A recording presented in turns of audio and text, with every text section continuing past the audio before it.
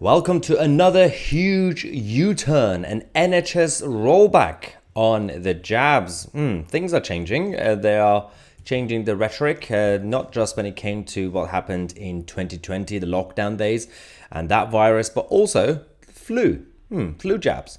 So they've decided to scrap both of those jabs for under 65s in a huge NHS rollback. It is another story of at the time when we talked about people who are young and healthy and shouldn't be a priority for these sort of things. They said, oh, you're just tinfoil hat nutters, you're conspiracy theorists. And my channel got a lot of attacks at the time for talking about the harms and everything else. But now the establishment are saying the exact same thing.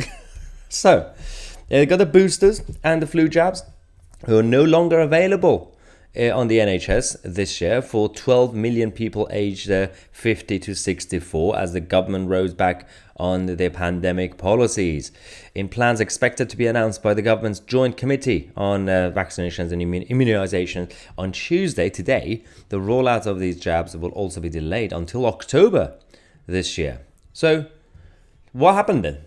Were we right or wrong at the time? Also, who is going to be answering serious questions about all those people who shouldn't have been a priority, shouldn't have been forced or mandated to take them, and now they've been harmed, or at least basic self-determination in a country. All that went out a window for about 3 years, and now there's a backlash. Now they've done their new review of science, and now science says, yeah, it's probably a bad idea to give it to young people and healthy people, especially children.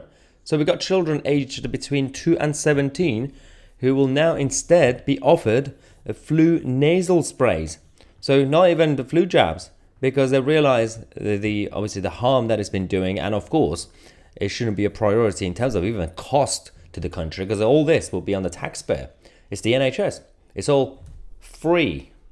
Well, nothing is free, as we always say. There's no such thing as free lunch.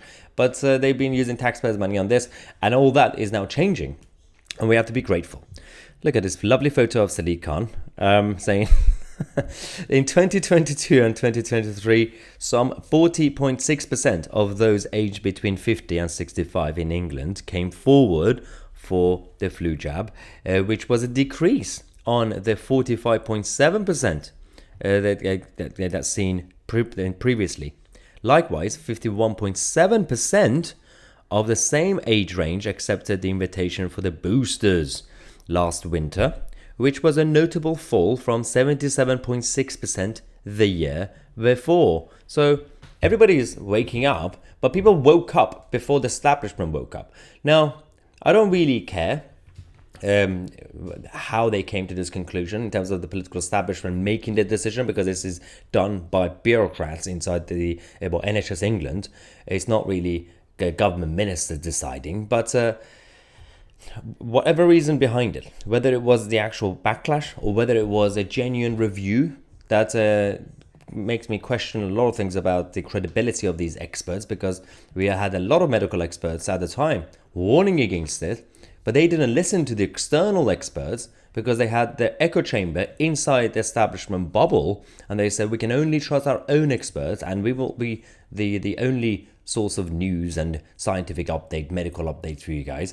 So did they invite the external experts finally to actually share their opinions? Or did they decide to basically pretend that they didn't make the wrong decision at the time? There's no apology here.